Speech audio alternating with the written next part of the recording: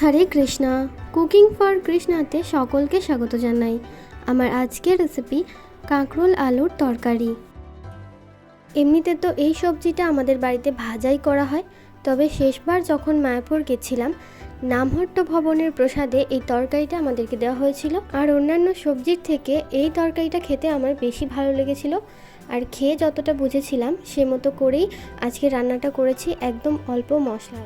তাহলে চলুন দেখে নেওয়া যাক মায়াপুরের মতো কাঁকরোলের সবজি কিভাবে বাড়িতে তৈরি করলাম।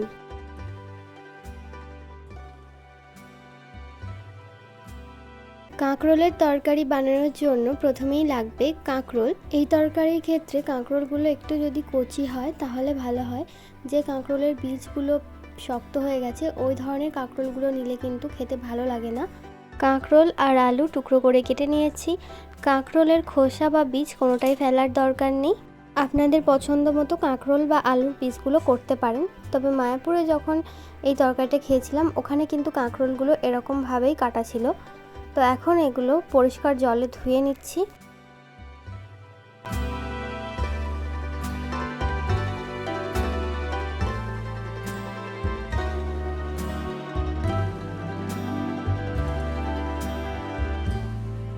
একটি পাত্রের মধ্যে জল গরম করতে দিয়ে কাঁকরোল আর আলু হালকা ভাপিয়ে নেব।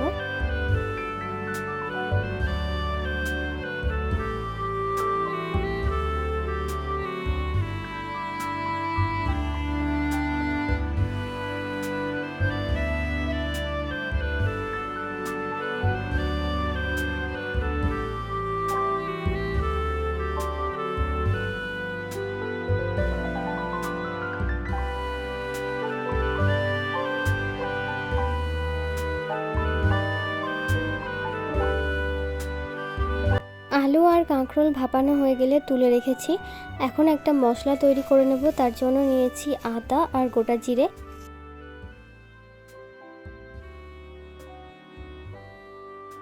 এবার কড়াইতে সর্ষের তেল গরম করে ভাপিয়ে রাখা আলু আর কাঁকরোল একসাথে ভেজে নেব।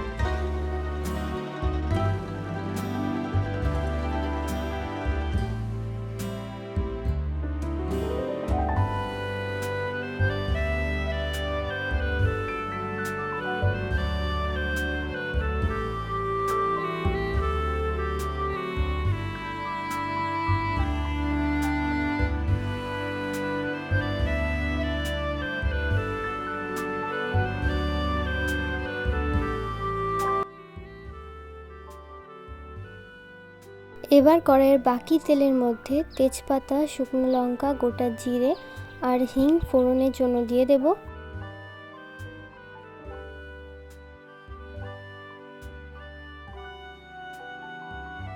এরপর বেটে রাখা মশলা আর মশলা ধোয়া জল দিয়ে ভালো মতো নাড়াচাড়া করে নেব।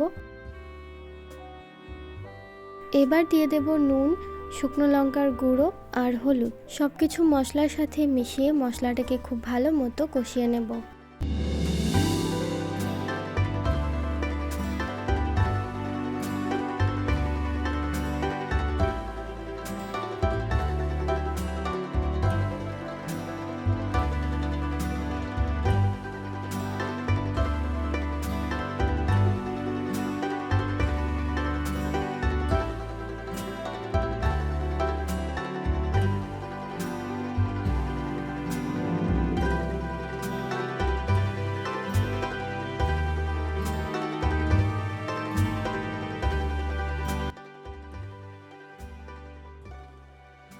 মশলাটা কষানো হয়ে গেছে আর এখন মশলাটা খুবই শুকনো হয়ে গেছে, তাই অল্প পরিমাণে একটু জল দিয়ে আবারও মিশিয়ে নিয়ে কাঁকরোল আর আলুটা দিয়ে দেব।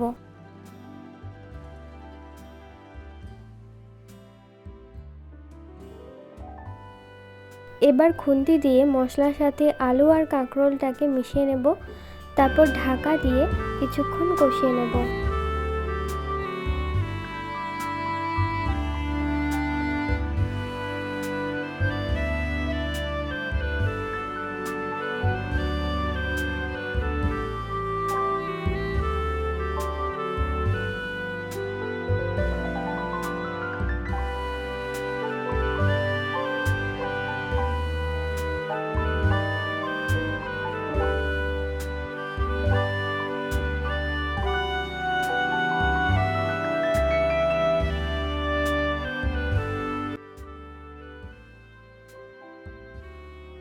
কিছুক্ষণ পর ঢাকনা খুলে খুন্তি দিয়ে আবারও ভালো মতো নাড়াচাড়া করে নেব।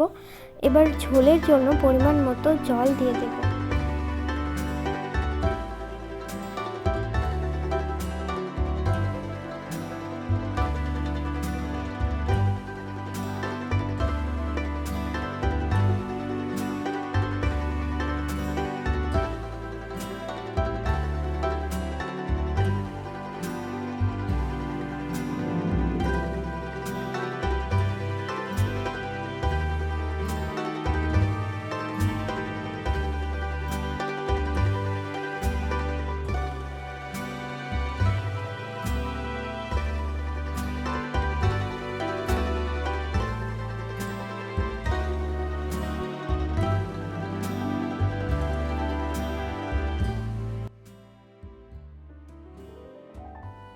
জল দিয়ে কিছুক্ষণ ফুটিয়ে নিয়েছি।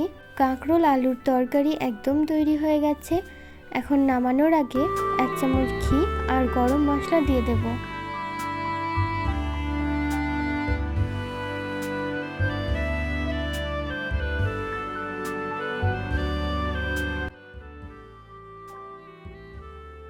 তুলসী পত্র দিয়ে ভগবানকে এই কাঁকরোল আলুর তরকারি ভোগ নিবেদন করব।